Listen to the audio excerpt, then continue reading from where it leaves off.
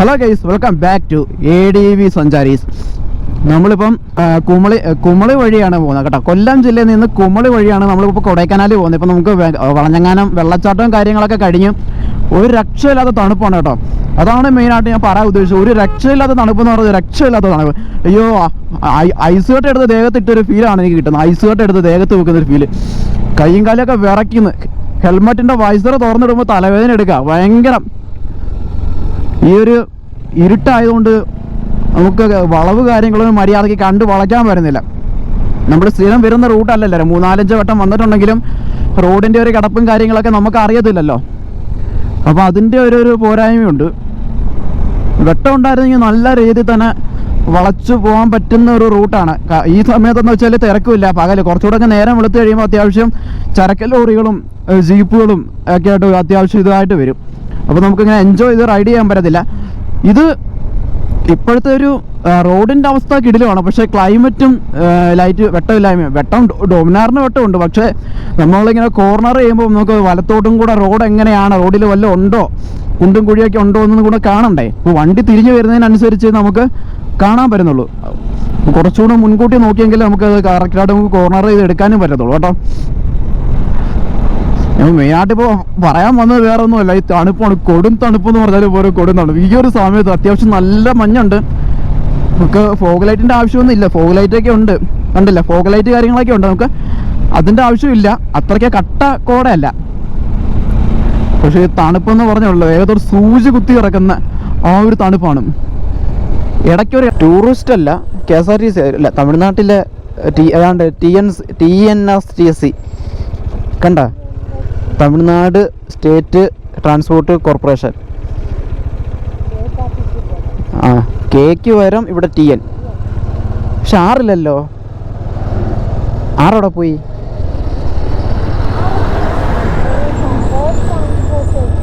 ഇത് വെറും ട്രാൻസ്പോർട്ടേ ഉള്ളൂ. മറ്റേത് റോഡ്, ഇത് സ്റ്റേറ്റ്. എൻ്റെ ചുരം ഇറങ്ങി പോകുന്നുണ്ട്. ആ കാറുകാരൻ ബസ്സിന് ഓവർടേക്ക് ചെയ്യാൻ പോന്നു ചുരത്തിൽ. അല്ലല്ല, പുറകിന് പോയി, നമുക്ക് തോന്നിയതാ.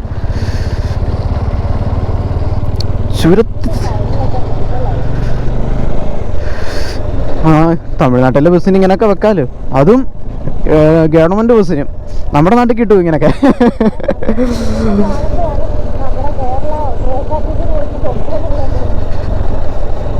ടാറ്റാ സുമോ.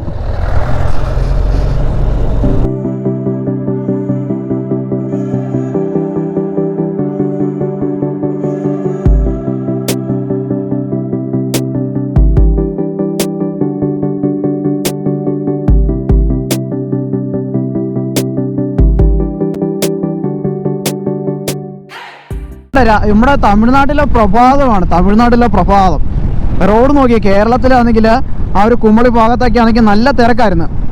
കാരണം ചെക്ക് പോസ്റ്റൊക്കെ ആണല്ലോ. അത് കഴിഞ്ഞിട്ട് നമ്മൾ തമിഴ്നാട്ടിലോട്ട് എൻ്റർ ചെയ്തപ്പോൾ റോഡ് നല്ല വിശാലമായ റോഡ്, നീണ്ടും നിവർന്ന് കിടക്കുകയാണ് റോഡ്.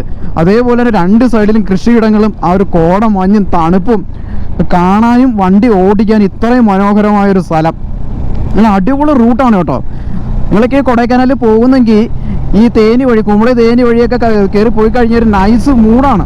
കാരണം വരുന്ന വഴിയിലൊക്കെ മുന്തിരിത്തോട്ടങ്ങളും കാര്യങ്ങളും, MSRൻ്റെ ജെനി ഫാം എന്നൊക്കെ പറഞ്ഞ് മുന്തിരിത്തോട്ടങ്ങളൊക്കെ ഉണ്ട്. അവിടെയൊക്കെ നമുക്ക് വിസിറ്റേഴ്സിന് അലൗഡാണ്. എൻട്രി ഫീയും കാര്യങ്ങളൊന്നുമില്ല. അകത്ത് കയറി കഴിഞ്ഞാൽ നമുക്ക് മുന്തിരിങ്ങ മേടിക്കാനൊക്കെ കിട്ടും. അകത്ത് കയറിയിട്ട് അവർ പറിച്ച് കഴിച്ചു കഴിഞ്ഞാൽ 500 രൂപ ഫൈനും അവർ ഈടാക്കുന്നുണ്ട്. നമുക്ക് കാണാനായിട്ട് ഫ്രീ ആയിട്ട് കയറി കാണാൻ പറ്റും. നല്ല രസമാണ്. ഞങ്ങൾ ഇപ്പോൾ ഇങ്ങോട്ട് വന്നപ്പം മുന്തിരി തോട്ടത്തിനകത്ത് അടച്ചിട്ടേക്ക്, എൻട്രി തുടങ്ങിയിട്ടില്ല. അതായത് ഇപ്പോൾ 7:30 ആയുള്ളൂ. ഒരു 9 മണിയൊക്കെ ആകും ആൾക്കാരെയൊക്കെ കയറി തുടങ്ങാനായിട്ട്.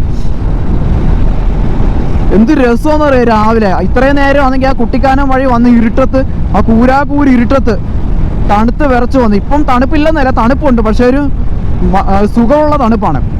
ഈ ഒരു സുഖമുള്ള തണുപ്പത്ത് ഇത്രയും മനോഹരമായ ഒരു കാഴ്ച. നമുക്ക് തെങ്ങിൻ തോപ്പുകളും ഇടവിട്ടുള്ള വീടുകളും വിശാലമായ റോഡും, എന്ത് രസമാണ് ശരിക്കും. തമിഴ്നാട്ടിൽ കയറുമ്പോഴാണ് ഈ പച്ചപ്പ് എന്താണെന്ന് നമ്മൾ അറിയുന്നത്. ഈ തമിഴ്നാട്ടിലോട്ടൊക്കെ ഇങ്ങനെ കയറുമ്പോഴാണ്. 2 സൈഡ് റോഡിൻ്റെ ഇരുവശത്തും കൃഷിയാണ്. വാഴ, തെങ്ങ്, മുന്തിരി തുടങ്ങി എന്തോരം കൃഷിയാണെന്നറിയാം. അതിൻ്റെ നടുക്കൂടെ നീണ്ടു നിവർന്ന് കിടക്കുന്ന നേരെയുള്ള ഈ റോഡ്. സൈഡിലുള്ളൊരു കാഴ്ചയാണ്. ഇത്ര വിശാലമായ നല്ല പച്ചപ്പ് നിറഞ്ഞ ആ വയൽ കണ്ടോ.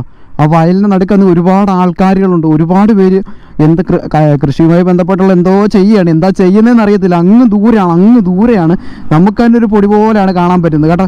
അവിടെ ഒരു പുള്ളിക്കാരനാണെങ്കിൽ നിന്നിട്ട് മൂത്രം ഒഴിക്കുന്നു കേട്ടോ. ആ പുള്ളിക്കാരൻ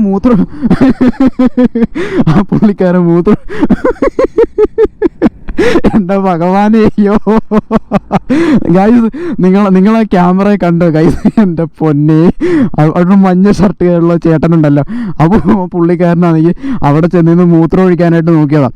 പക്ഷേ മുണ്ട് പൊക്കിയതുകൊണ്ട് ഞങ്ങളിവിടെ നിൽക്കുന്നത്, എൻ്റെ ഭഗവാനെ, അയ്യോ ചിരിക്കാതിരിക്കാൻ വയ്യ, അയ്യോ എല്ലാം പോയി. മൂത്രം ഒഴിക്കാനല്ല, രണ്ട് സാധിച്ചിട്ട് വാഷ് ചെയ്യാൻ വേണ്ടി പോയതാണ്. അപ്പോഴാണ് നമ്മളിവിടെ നിൽക്കുന്നുണ്ട്. അപ്പോൾ അതല്ല നമ്മുടെ വിഷയം. അപ്പം അതല്ല നമ്മുടെ കാര്യം. ഇവിടെ വന്ന് നിന്ന സമയത്തുണ്ടല്ലോ, ഇത്രയും മനോഹരമായ ഒരു കാഴ്ച ഉണ്ട്, വണ്ടി നിർത്താതിരിക്കാൻ തോന്നില്ല. എന്ത് രസമുള്ള കാഴ്ച നോക്കി. നമ്മൾ ആ നടുക്കൊക്കെ നമ്മൾ കഴിക്കും കൊക്കുകളാണ്, പക്ഷെ കൊക്കുകളല്ല കേട്ടോ. ഇവർ ഈ പ്ലാസ്റ്റിക് കവറുകൾ കുത്തി വെച്ചിരിക്കുക. അതായത് നെല്ലാണെങ്കിൽ ഈ കിളികൾ വന്ന് എടുത്തുകൊണ്ട് പോകാതിരിക്കാൻ വേണ്ടി പ്ലാസ്റ്റിക്കിൻ്റെ കവർ കുത്തി വെച്ചേക്കുക. പക്ഷെ കണ്ണെത്താ ദൂരത്തോളം പരന്ന് കിടക്കുന്ന ഇത് കണ്ടിട്ടേ എനിക്കെന്തോ സഹിക്കാൻ പറ്റുന്നില്ല. നമുക്കാണെങ്കിൽ ഒരു ബ്ലോക്കോ ഒരു റോഡിലൊരു തിരക്കോ ഒന്നും നമുക്കിത് അനുഭവപ്പെട്ടിട്ടില്ല. നിങ്ങളൊരു കാര്യം തുറച്ച് രണ്ട് സൈഡിൽ നോക്കിയേ, തമിഴ്നാട്ടിൽ കയറിയപ്പോൾ മുതൽ രണ്ട് സൈഡിലും പച്ചപ്പ് മാത്രമേ ഉള്ളൂ. പക്ഷേ ഇങ്ങനെ ഒരു ഹൈവേ നമ്മുടെ കേരളത്തിലാണെങ്കിൽ നിങ്ങൾ ആലോചിച്ചാൽ രണ്ട് സൈഡിലും ഒരുപാട് കടകൾ, ഒരുപാട് ഇടവഴികൾ, ജംഗ്ഷനുകൾ, റോഡ് മൊത്തം വണ്ടി ബ്ലോക്ക് അല്ലേ? പക്ഷെ ഇവിടെ നോക്കിയേ, ചെന്നൈക്കും ബാംഗ്ലൂരിലൊക്കെ പോകുന്ന ഹൈവേ ആണ്, എന്നിട്ട് വലിയ തിരക്ക് കാര്യങ്ങളൊന്നുമില്ല ഇവിടെ. പ്രധാന കാരണം എന്താണെന്ന് വെച്ച് കഴിഞ്ഞാൽ നമ്മുടെ നാട്ടിൽ കൃഷിയില്ല, മനസ്സിലായില്ലേ? എല്ലാവരും ബിസിനസ്സാണ് ചെയ്യുന്നത്. ഇപ്പോൾ സ്വന്തമായിട്ട് ഓരോ ഷോപ്പുകളോ അതേപോലെ എന്തെങ്കിലും സംരംഭങ്ങളോ ഒക്കെ തുടങ്ങും, മനസ്സിലായില്ലേ? പക്ഷെ ഇവിടെ എന്ന് വെച്ച് കഴിഞ്ഞാൽ കൂടുതൽ ആൾക്കാരും കൃഷി കാര്യങ്ങൾ ചെയ്യുന്നത് കൊണ്ട് തന്നെ അങ്ങനെയുള്ള ഷോപ്പ് കാര്യങ്ങളൊക്കെ കുറവാണ്. അതാണ് ഈ ഒരു വ്യത്യാസം എന്ന് പറയുന്നത്. തേനി ബൈപ്പാസ് കൂടെ പോകുമ്പോൾ ഒരു കാഴ്ചയാണ് കേട്ടോ കാണുന്നത്. എവിടെ നോക്കിയാലും പച്ചപ്പ്, ഓരോ സ്ഥലത്ത് എത്തുമ്പോഴും പ്രത്യേക ഭംഗിയാണ് കാണാനായിട്ട്. ഇങ്ങനെയൊക്കെയുള്ള സ്ഥലങ്ങൾ ഞാനില്ല പഴയ കാലത്ത് എന്താണ് സിനിമകളിലൊക്കെയാണ് കണ്ടിട്ടുള്ളത്. ഇപ്പോൾ ഈ വയലിൻ്റെ നടുക്ക് ചെറിയ വീടുകളും അതൊക്കെ കാണുമ്പോഴൊരു സന്തോഷമുണ്ടല്ലോ, പറഞ്ഞറിയിക്കാൻ പറ്റത്തില്ല.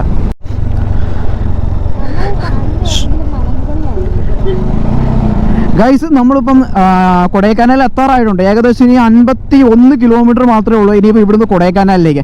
ഞാൻ മസിനഗുഡി വഴി ഞാൻ ഊട്ടിയിലോട്ട് പോയ സമയത്ത് നമുക്ക് നമ്മുടെ അത്രയും ദൂരം വണ്ടി ഓടിച്ചുകൊണ്ടിരുന്നതിൽ നിന്ന് ഒരു പ്രകൃതിയുടെ ഒരു മാറ്റം, അത് കാഴ്ചകളിലായിക്കോട്ടെ, അന്തരീക്ഷത്തിൽ ആ ഒരു ഊഷ്മാവിലായിക്കോട്ടെ, നമുക്ക് ഫീൽ ചെയ്യുന്നുണ്ടായിരുന്നു. നമ്മൾ മറ്റൊരു ഇത്രയും നേരം വന്നിരുന്ന ആ ഒരു അന്തരീക്ഷത്തിൽ നിന്നാണ്, അല്ലെങ്കിൽ അങ്ങനെ അത്രയും നേരം വന്നിരുന്ന ആ ഒരു സ്ഥലത്ത് നിന്നും തികച്ചും വ്യത്യസ്തമായിട്ട് ഉള്ളൊരു സ്ഥലത്തേക്ക് നമ്മൾ എൻ്റർ ചെയ്യുന്നു എന്ന് നമുക്ക് ഒരുപാട് ദൂരം നിന്നേ എനിക്ക് ഫീൽ ചെയ്തിട്ടുണ്ടായിരുന്നു. ആ ചുരം കയറുന്നതിന് മുന്നേ, കാരണം ആ മസിനഗുഡി കാട്ടിലെ കാഴ്ചകളൊക്കെ അത്രയ്ക്ക് മനോഹരമായിരുന്നു. പക്ഷേ ഞാനിപ്പോൾ എല്ലാവരും പറഞ്ഞു ഊട്ടിയേക്കാളും അടിപൊളി കൊടൈക്കനാലാണ് എന്നൊക്കെ എല്ലാവരും പറയുന്നുണ്ട്. കാഴ്ചകൾ ആയിക്കോട്ടെ, തണുപ്പായിക്കോട്ടെ, എല്ലാം കൊടൈക്കനാലിലാണ് മുൻതൂക്കം എന്ന് പറയുന്നുണ്ട്. ഇനി ഏകദേശം 50 കിലോമീറ്റർ മാത്രമേ ഉള്ളൂ കൊടൈക്കനാലിലേക്ക്. ഈ ഇത്രയും നേരം ഞാൻ വന്ന അതേ ഒരു കാഴ്ചകളും ആ ഒരു ക്ലൈമറ്റ് മാത്രമേ എനിക്ക് ഫീൽ ചെയ്യുന്നുള്ളൂ. കാരണം ഞാൻ കൊല്ലം ജില്ലയിൽ നിന്നാണ് വന്നത്. ഇടയ്ക്ക് എനിക്ക് ഇപ്പം ഇച്ചിരി തണുപ്പ് കൂടുതൽ തോന്നിയത് കുട്ടിക്കാനം, കുമളി ആ ഒരു ഭാഗത്താണ്. അതിനുശേഷമുള്ള ആ ഒരു ഇളം വെയിലും ഇളം ചൂടും ആ ചെറിയ തണുത്ത കാറ്റും ഒക്കെ തന്നെ എനിക്ക് ഇപ്പോഴും തോന്നുന്നുള്ളൂ. ഈ ഒരു 50 കിലോമീറ്ററിനകത്ത് വെച്ചിട്ട് എന്ത് മാജിക്കാണ് സംഭവിക്കാൻ പോകുന്നത് എന്ന് എനിക്കൊന്ന് അറിയണം. കാരണം ഊട്ടിയിലോട്ട് പോവുക എന്ന് പറയുമ്പം ആ ഒരു കാഴ്ചകൾ മാറിത്തുടങ്ങി, മനസ്സിലായില്ല? ആ ഒരു നമുക്ക് കണ്ണിന് കുളിർമയേകുന്ന കാഴ്ചകളായിരുന്നു. ആ ഒരു തണുപ്പ്, ചുരം കയറുമ്പോൾ ഉള്ള തണുപ്പ്, ശരീരത്തിലേക്ക് കുത്തിക്കയറുന്ന ആ ഒരു തണുപ്പ് എനിക്ക് ഫീൽ ചെയ്തു ഊട്ടിയിലോട്ട് പോകുന്ന സമയത്ത്. പക്ഷേ കൊടൈക്കനാലിലോട്ട് വന്നപ്പം എനിക്ക് കാര്യമായിട്ടൊന്നും എനിക്ക് ഫീൽ ചെയ്യുന്നില്ല. കാരണം ഞാൻ കൊടൈക്കനാൽ എത്തിയിട്ടില്ല. 50 കിലോമീറ്റർ കൂടി ഉണ്ട്, ഇനി 49 കിലോമീറ്റർ. ഈ ഒരു 49 കിലോമീറ്ററിനകത്ത് വെച്ചിട്ട് എന്ത് മാജിക്കാണ് സംഭവിക്കാൻ പോകുന്നത് എന്ന് നമുക്കൊന്ന് കാണാം. ഇത് നമ്മൾ വിചാരിച്ച സ്ഥലമല്ല, നല്ല 8ൻ്റെ പണിയാണ്. പുറമേ കാണുന്ന പോലെ അല്ല ഗൈസ്, നല്ല രീതി പണി കിട്ടി. അടുത്ത വീഡിയോയിൽ കാണാം കേട്ടോ.